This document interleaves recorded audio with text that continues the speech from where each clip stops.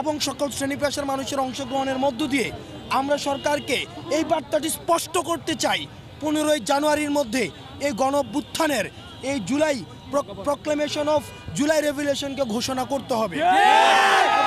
সেখানে অবশ্যই এই শহীদ এবং আহতদের স্বীকৃতি দিতে হবে এবং সেখানে যে আমাদের 47, 71 এবং 24-এর যে ঐতিহাসিক যে ধারাবাহিকতা, সেই ধারাবাহিকতার সুস্পষ্ট সেখানে বর্ণনা থাকতে হবে এবং আমরা কোন পরিস্থিতির মধ্য দিয়ে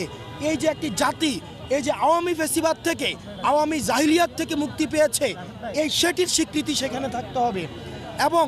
যেই রাজনৈতিক দলগুলো অংশগ্রহণ করেছিল সেই রাজনৈতিক দলগুলোর অংশগ্রহণের স্বীকৃতি সেখানে থাকতে হবে। যে জনগণের যে আকাঙ্ক্ষা, সেই আকাঙ্ক্ষার প্রতিফলন এই জুলাই গণঅভ্যুত্থানের ঘোষণাপত্রে অবশ্যই থাকতে হবে এবং সেই লক্ষ্যে